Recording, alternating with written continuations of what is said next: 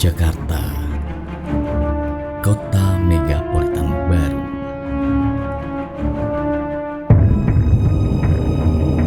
Orang miskin jangan mimpi tinggal di Jakarta. Sungguh ironis, semua masalah sosial di Jakarta seperti kemiskinan, daerah kumuh, jalanan macet, dan sebagainya telah teratasi. Tetapi bukan karena solusi jenius, justru akibat seleksi alam lewat kebijakan-kebijakan pemerintah yang membuat penduduk miskin di Jakarta terusir dari tanahnya sendiri. Jakarta hanya layak dihuni oleh mereka yang sangat kaya. Bahkan jika cuma sekedar kaya, juga jangan mimpi sanggup tinggal di Jakarta. Hanya orang-orang yang mampu membuat rumah besar di atas tanah yang seolah ingin menyamai luas lapangan sepak bola saja yang mendapat izin punya rumah di Jakarta. Kendaraan di Jakarta juga dibatasi oleh tahun produksi dan harga, sehingga hanya kendaraan baru dan mahal saja yang boleh lalu lalang di jalan-jalan besar dan mulus yang dibiayai oleh negara. Mimpi masuk wilayah Jakarta pun terasa sangat muluk bagi orang miskin. Walau tidak ada larangan tertulis, orang miskin dilarang masuk. Tapi yang bisa melewati gerbang wilayah Jakarta adalah penduduk yang punya kartu elektronik untuk membuka pintu kaca otomatis yang menghadang mereka, yaitu mereka yang dianggap layak masuk Jakarta.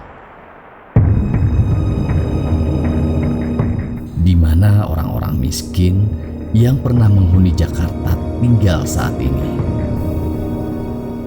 Rezim telah menyediakan rusun-rusun bersubsidi untuk penduduk miskin asal Jakarta di pelosok yang tidak hanya jauh dari Jakarta, tetapi juga jauh dari pusat kota di wilayah yang mengelilingi Jakarta.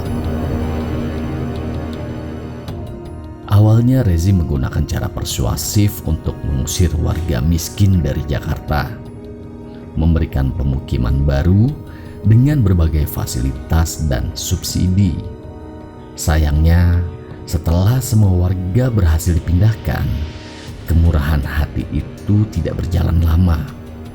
Bahkan orang-orang kecil itu dilarang mencari nafkah di Jakarta, kecuali dipekerjakan oleh tuan-tuan besar penghuni baru Jakarta.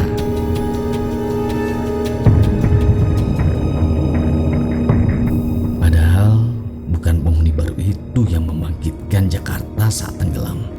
Bukan rezim baru ini pula.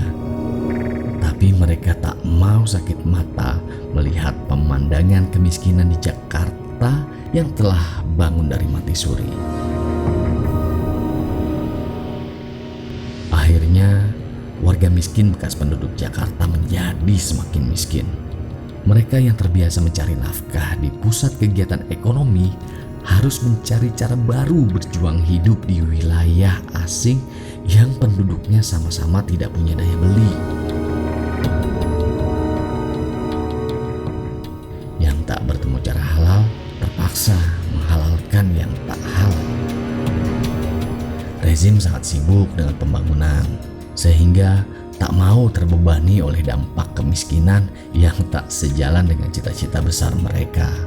Mungkin juga karena mereka hanya punya waktu 5 tahun, sehingga proyek-proyek harus segera dijalankan untuk mengisi pundi-pundi yang kosong akibat mahalnya ongkos politik.